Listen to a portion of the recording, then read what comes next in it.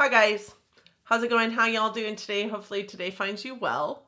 Today I'm doing my next review in my palette roulette series, in which I have a palette in my collection that I utilize for a few weeks, and then I come back to you after that time frame, having used all of the shadows in the palette and having a real good grasp on how I feel about the palette. And I talk to you about the good, the bad, the ugly, and show you some pictures of some of the eye looks I was able to create.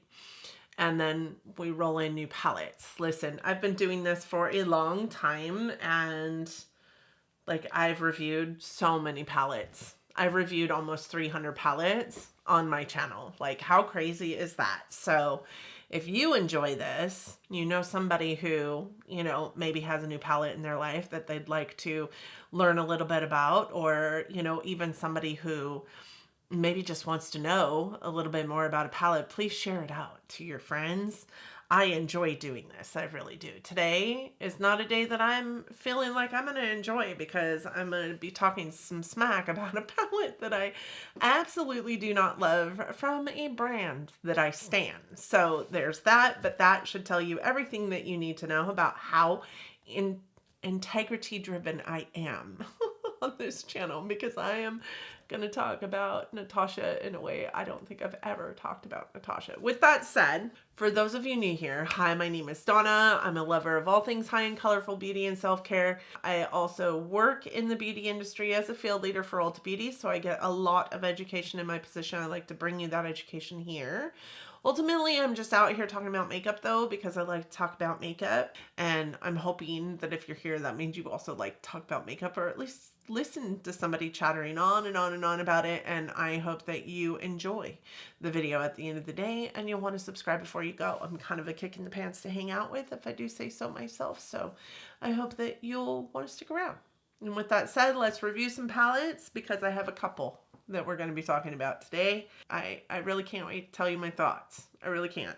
Today we're going to be going over the Natasha Denona Retro Glam and the Sydney Grace in Mel's Memory palette. Now, this was sent in a singles bundle from Sydney Grace, and I don't know that I knew that it was coming in a singles bundle, but I have ordered a palette to put just these into, because these aren't actually in my singles collection in terms of my inventory. They're actually in my palette collection in terms of my inventory. So I did order a singles palette, a magnetic palette to stick these into.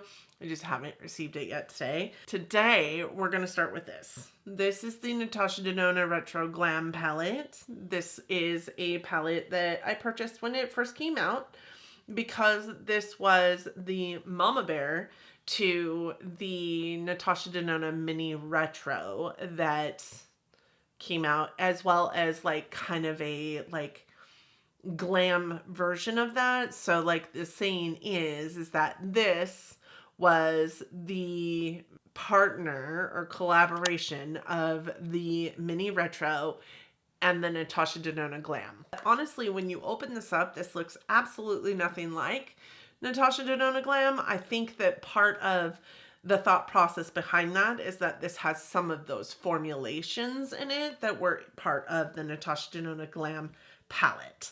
This does come in at $69 on Natasha Denona, Sephora. It was available also at Ulta. I'm not sure that I found it on Ulta when I was looking for it, though, so I don't know if it's on sale at Ulta anymore. But this was really revolutionary for her packaging, because it's the first time I think that she did this 3D effect with it, where there's plexi on top of this cool design, and you can kind of see a 3D effect to it when you're looking at it from the side.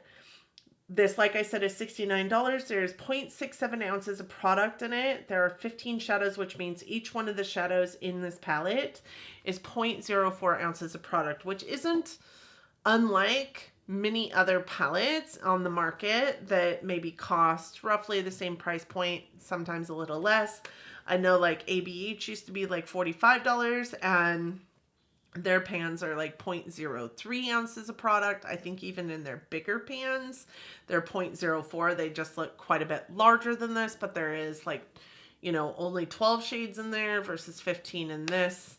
And their pans are a little less deep. With that said, I don't think that it's a problem to pay $69 for her eyeshadows, for 15 of her eyeshadows, specifically in these like midi or large size palettes, because you can pop them out and you can rearrange the palettes as you choose, which is part of the reason why I am a Natasha Denona stan. And I'm gonna say that a couple times in this video, because there's a new palette coming out that I will probably likely pick up only for the reason that I am speaking right now, in that you can pretty much make any palette that you want to out of her eyeshadows because you can pop them out, but also because I don't love this palette, but I will always hold on to my Natasha Denona palettes because you can pop them out and make any palette that you want to out of the Natasha Denona palettes. So with that said, this is again the cover of this palette. It has a little bit of a 3D effect to it there. It says Natasha Denona Retro Glam. It's got like this swirly pattern on it, and it's a gradient from like peachy to like sagey green. And on the back side, it's a sagey green like plastic. Almost like silicone-y feel plastic with the little holes in it so that you can pop out the shadows, and a little sticker that tells you what the name of the palette is, where the palette was made, and that it is cruelty-free and what the shelf life on it is. Okay, you open it up. It is a palette that has a mirror. It does stand up on its own if you would like it to be like your quasi like vanity if you go out of town, but it also lays flat, so it's not hard to hold. You can hold it like this. I found that I used it like this a lot when I was using it. I do that with almost all of her palettes that are in this way. Because it's just super convenient to do so. And then these are the shadows in here. Now, green is my favorite color. It's been my favorite color for a very, very long time. So this palette really spoke to me because of the greens in this palette. I love green.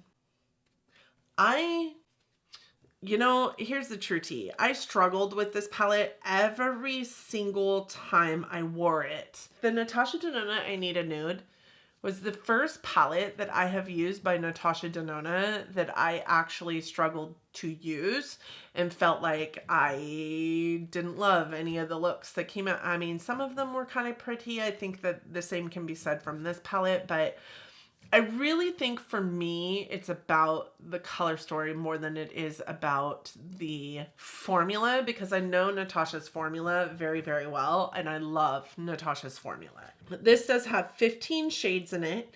6 of them are matte, 7 of them are metallic. There is 1 cream to powder, which is this green right here. It's not great. And 1 sparkling shade, which is this one right here, which is actually topped over the center of my eye look today. It's a beautiful shadow. So, I mean, obviously I like it. This is cruelty-free, paraben-free, mineral oil-free, and made in Italy, just like all of her eyeshadow palettes. And Natasha makes her eyeshadow palettes in a way that so that you can go across or down or diagonal or used to. I don't find that to be the case for this palette, if I'm honest with you.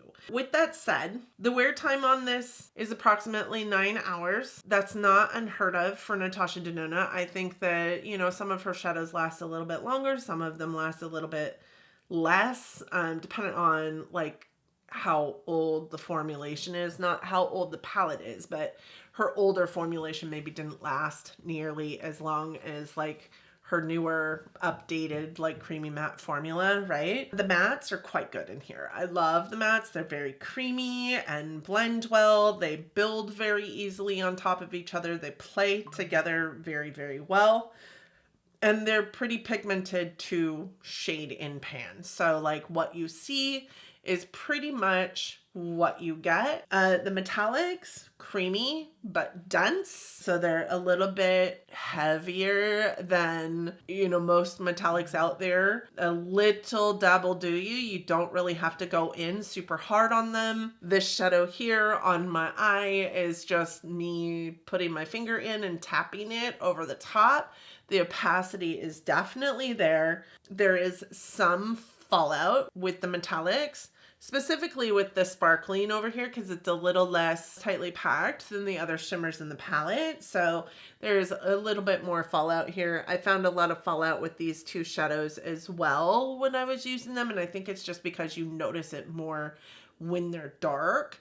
But they're not super powdery when you're picking them up in the pan, and they're typically not super powdery when you're applying them on your face either. The cream to powder in here was a mess. Every single time I used it, it destroyed eye looks. I did a get ready with me utilizing it, and actually this shade here and this shade here. And I ended up, you know, in that get ready with me, taking off 2 eye looks before solidifying on 1 eye look that I did on my own, largely with this palette, because I just did not have a great time with this palette. I did not have fun. With that said, there are some really beautiful shadows in here. So what I found to be necessary when I was utilizing this palette, and I think I said this about the I Need a Nude as well, is that this became a one and done eyeshadow look for me, or a 2 eyeshadows at most eyeshadow look for me, in order to make an eyeshadow look that I actually truly liked when utilizing this palette. The shimmers, of course, are best with your fingers. It performs well with or without primer. That is the best part of Natasha Denona, is that you don't need all these extra steps to make her shadows last, because that lasting power is that lasting power, period. Whether it is over a prime dye or a not prime dye, whether the shadow is wet or not wet. As a matter of fact, I think that her shadows actually work better when they are not wet. They're more impactful when they are not wet. But I just didn't love working with this palette, and I think that a lot of it has to do with the color story. I will say that when I decided that I needed to utilize this in a way that it was 1 eyeshadow or 2 eyeshadows at most to go after an eye look, that is when I started enjoying this palette. And I think I said the same for the I Need a Nude palette. They're just color stories that I don't get along with. I will say that the same kind of can be said about this. Like, I didn't have a whole lot of fun with it. I love greens, so I don't understand the problems that I had with playing with the color stories that are sitting in front of me right now, because this is beautiful. And I love the mini retro so much, but I just didn't have a great time. Some other things that really stood out to me is that these are very pink mattes, but this is a very like corally pink shimmer, and you guys got to see that in my get ready with me that was kind of a hot mess. So it didn't really go with those 2 mattes at all, and it doesn't really go otherwise in this palette. I wish that this had been, you know, a little bit more pink, or maybe even a little bit more cool toned, so that it didn't appear warm next to these 2 pinks in an eye look. I loved this shade here. This was probably my favorite matte to use, even though it appears a lot darker on the eye than what it does in the pan here. This green is stunning. This green is stunning. And this shadow actually is a pretty stunning like shimmer shadow. It's kind of got this like gray lavender-esque to it, but I just struggled so much to get that eyeshadow to work. I think ultimately at the end of the day, the question was this one versus this one, and do you need both? I think that you guys saw in the get ready with me that I am referencing in this video that these aren't as much alike as they appear. And I do think that if you have both in your collection, that you'll be able to find that there's a vast majority of difference in these 2 palettes than what it appears to be just looking at the palettes. So that said, this will stay in my collection, but again, I'm going to repeat what I said in the get ready with me. I think that this one and I Need a Nude are probably going to, if I were to rank my Natasha Denona palettes today, which I've done a ranking on Natasha Denona years ago, before obviously all these other palettes existed in my life, but if I were to do a ranking today, these would likely come in the bottom 5 for sure, maybe even bottom 2. So there's that. I almost forgot to put this in again. So here are the Natasha Denona Retro Glam swatches. First, we have Flare, which is a sparkling metallic vintage rose with a silver shift, it says on the website, but I don't 100% see a silver shift. Then we have Jazzy, which is a metallic dark cool brown. Then we have Oscar, which is a metallic light medium vintage champagne. Very pretty shade. This was a beautiful, beautiful shade. Then we have Evergreen, which is the creamed powder, medium dark sage green. This one gave me so many problems. Then we have Marlin, which is a metallic light medium sage green. Such a beautiful, beautiful shade. Maxi, a metallic medium dark warm taupe. This is also a really beautiful shade. It leans a little bit lavenderish. It's so pretty. Then we have Sage, which is a matte medium sage green. And then we have Holly, which is a matte neutral rosy shade, really like baby doll pink.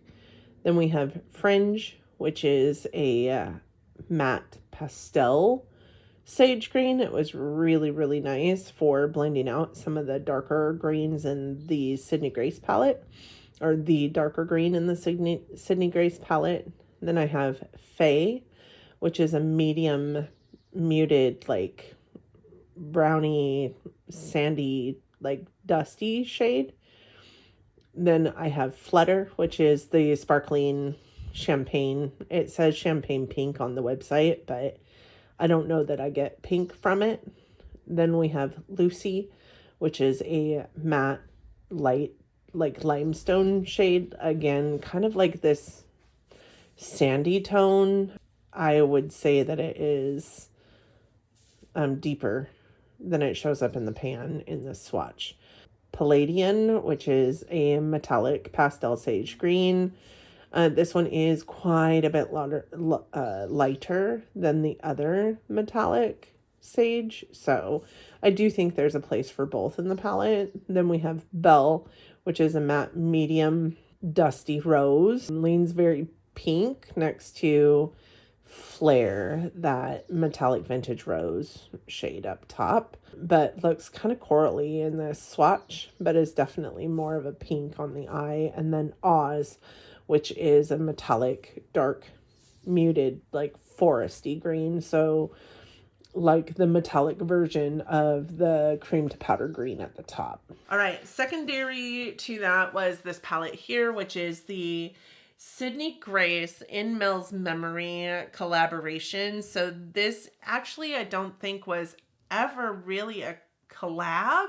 I do know that Mel Thompson made this with Sydney Grace singles, but I can't remember if it was a collab that she did with them, because this actually didn't become, I mean, it's called In Mel's Memory. So for those of you who are unaware, there was a beautiful, talented, just so genuine creator here on the platform named Mel Thompson, and I'll put some of her videos. I'll put this video actually up in the eye for you guys to go and watch. She died unexpectedly in, I want to say 2021. I want to say 3 years ago.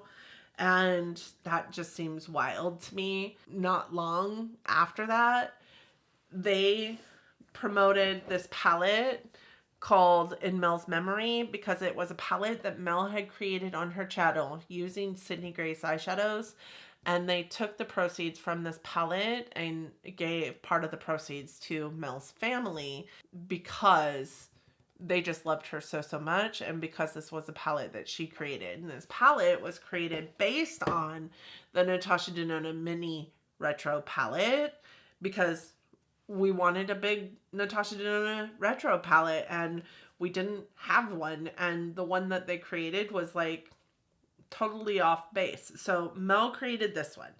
I believe this cost me $60. maybe 56, somewhere in there. That's pretty typical for their price point for their eyeshadow palettes. It is Sydney Grace singles, and there are 20 shades. It looks very much like the palette that she created this palette for, but it also looks like the retro glam in a way, right?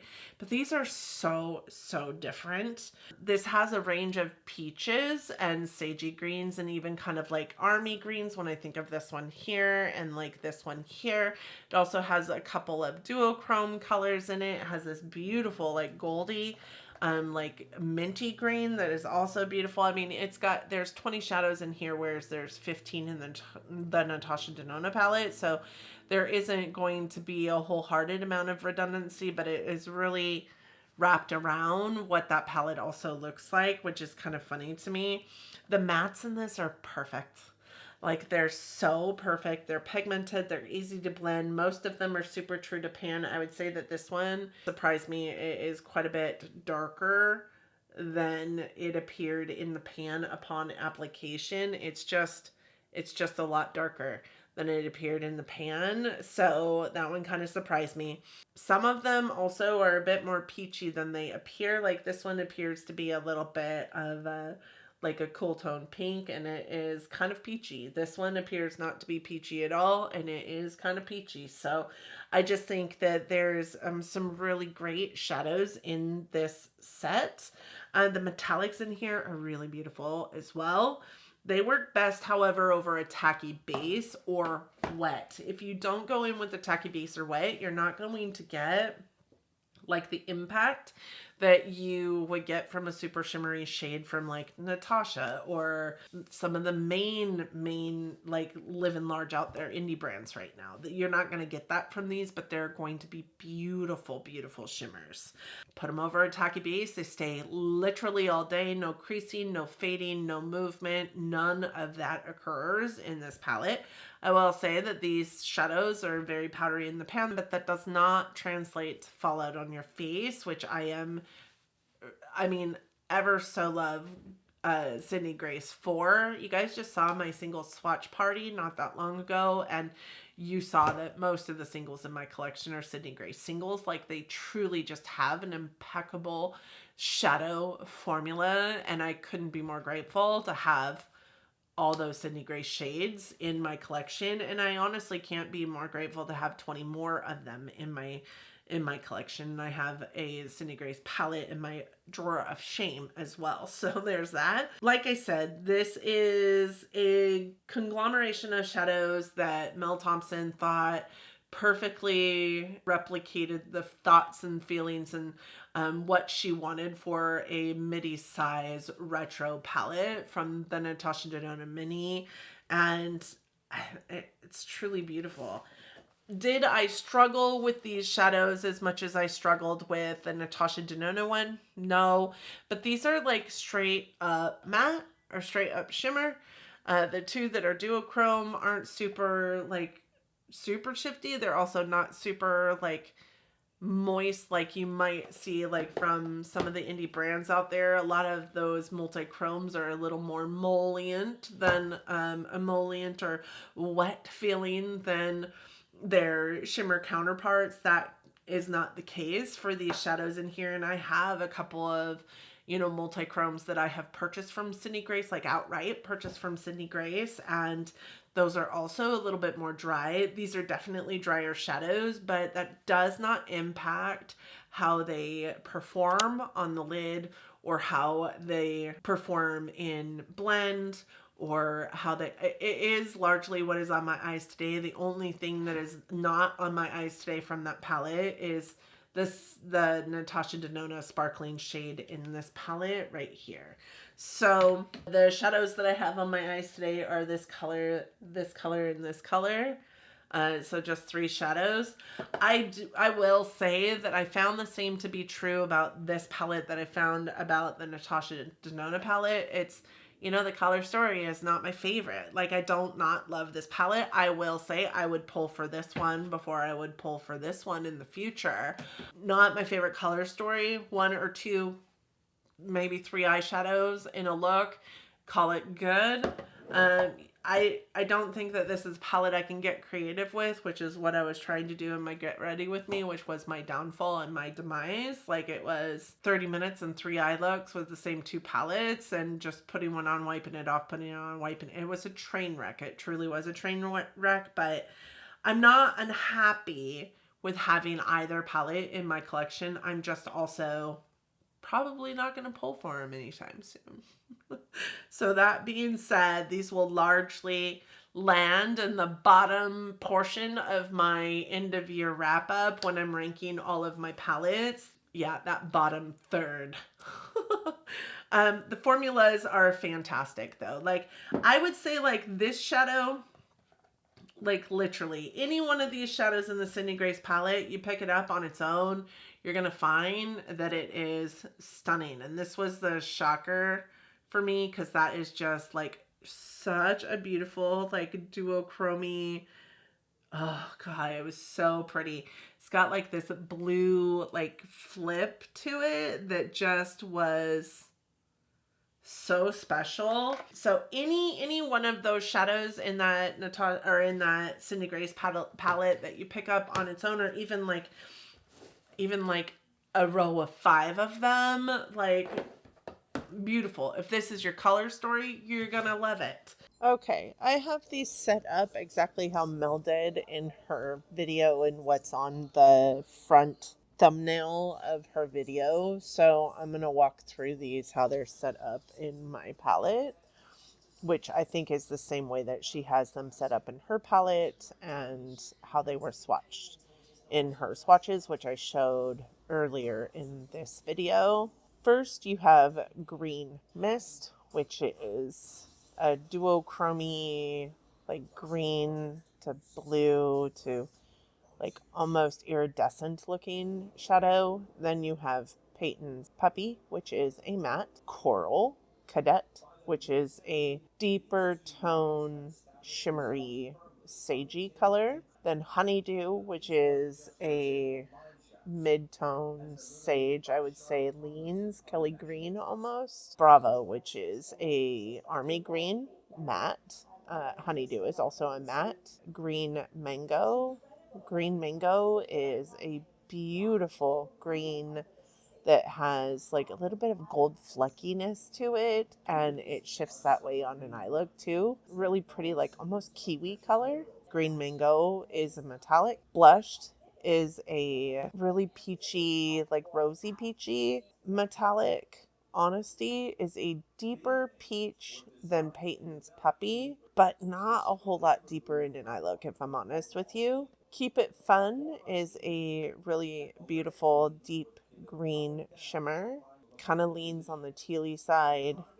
Fairy Tale is a what appears to be a baby doll pink in the pan, but actually sways a little bit more like corally on the eye, but just a really light version.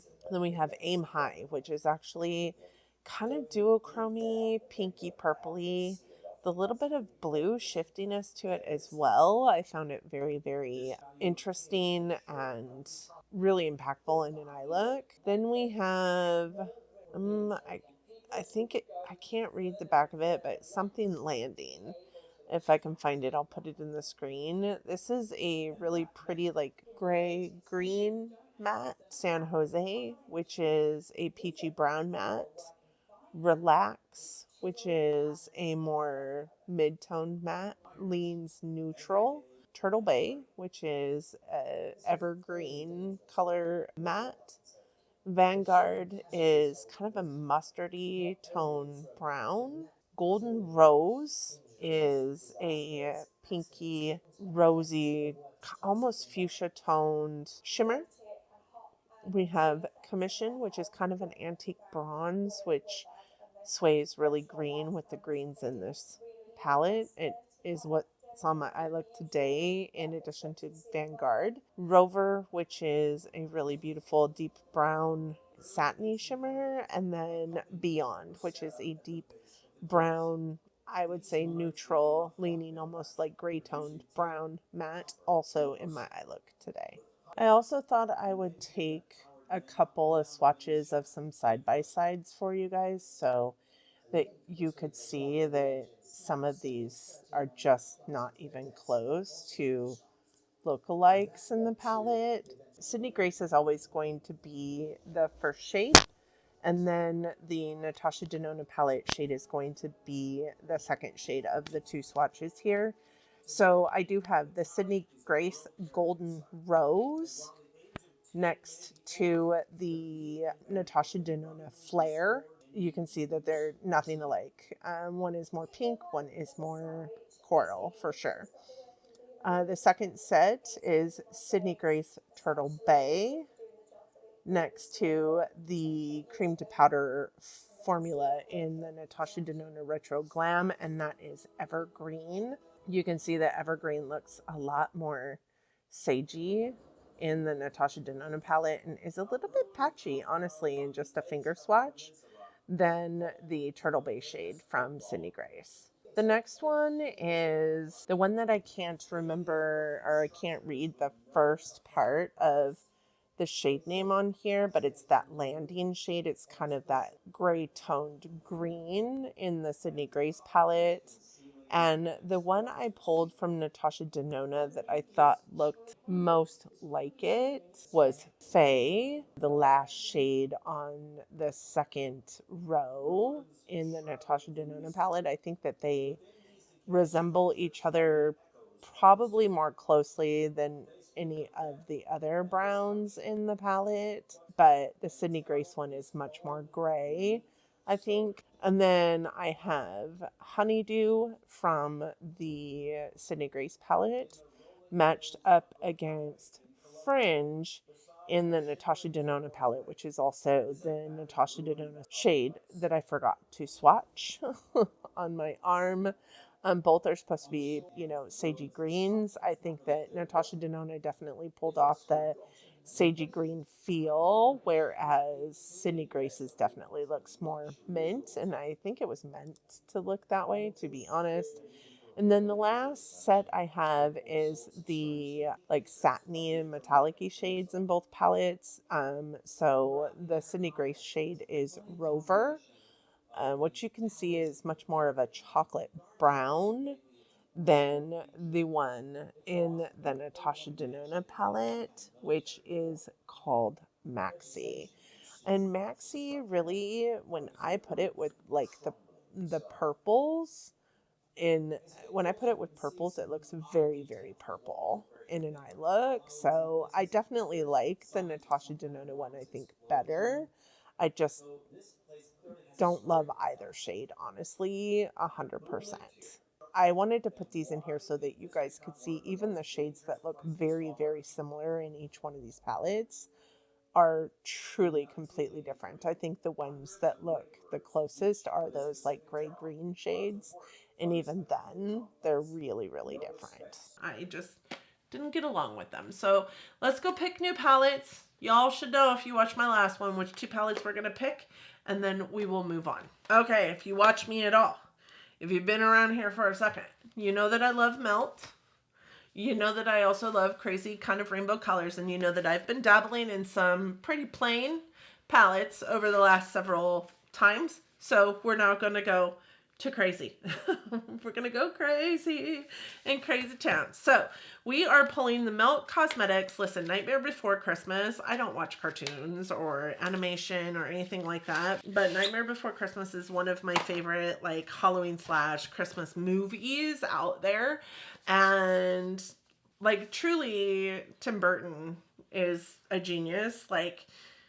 James and the Giant Peach. There's a lot of his movies that I have watched. This is one of my favorites. These are the palettes. I have Christmas Town and Halloween Town. I did buy Halloween Town when it came out in October of last year, and then was so bummed when they came out with Christmas Town because I was like, I love Jack Skellington, and if I had known that they were coming out with both, I would have waited and picked up the set. And then my friend Angela, my love, bought me Christmas Town. So I don't even know what to say about that, except for thank you. I love you so much. This is Halloween Town. It has got our our boy Oogie Boogie, and it's got Lock, Shock, and Barrel in here, and it's got Wasn't It Terrifying on the back, and it's got these beautiful purples and blues and like greens in here. I am so stoked to use these colors in the next couple of weeks, and I feel like it'll bring on the summertime feel for me. And then this one is Christmas Town with Jack on the cover there, lenticular cover. It says, "I've made a terrible mess of your holiday" on the back, and then it looks like this on the inside, with again some purples, greens, and then it's also got some reds. I am so excited. I'm so excited.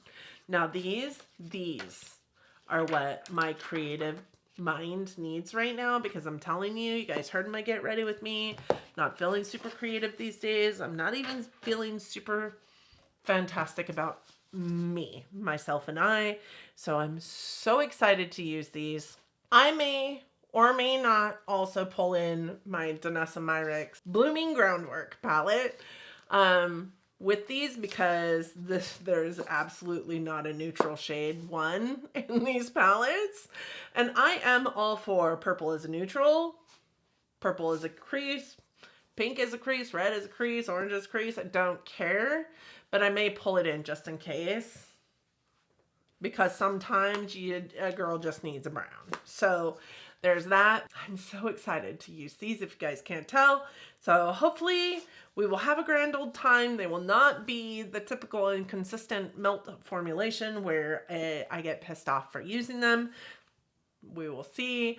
Thank you so much for joining me today. I hope that you'll want to stick around so that you can see my review of these two palettes. Let me know what you think about the palettes that I just reviewed. The Sydney Grace, Mel's Memory. Do you have it? Do you love it? I also love it. I truly do. Of the two palettes, that is the one, hands down, that is the winner. I think it's just the color story of it. As a single, like taking them as 20 individual singles in my eyeshadow single collection, I love them. Taking it as a palette, it's just not my color story, and that's okay. Same. Taking them as 15 individual Natasha Denona eyeshadows, I love them. Taking them as a palette, not my favorite. All in all, I think that this ruined more eye looks than it helped, until I really drilled it down to let's just use one or two at a time. So let me know what your thoughts are. I know I have several of you out there that Retro Glam is your absolute favorite. I'm so sorry. It's okay. That makes the world go round. This is why there's different things for everybody. And I know that you all are so fantastic, and we're not going to fight about it down in the comment section, but I know how you feel. And I'm sorry. If you've used Christmas Town and Halloween Town, I would also love to hear from you down in the comment section. Don't forget to hit a girl up. I love having our conversations down there in the comments section. So I hope that you guys liked it. I hope that you loved it so much you'll want to subscribe before you go. I would love to welcome you into my YouTube fam. We are growing leaps and bounds these days. I don't know if you guys have noticed, but I just so much appreciate every single one of you for being here, for watching me, and just for showing me the love and support that you guys show me every single day. It warms my heart so much. You people are my happy place. So thank you so much for watching me today. I hope that you and yours are well. I hope that you are healthy and safe and getting along as best you can. I hope that you are all loving each other, but loving each other from afar. And until next time, bye friends.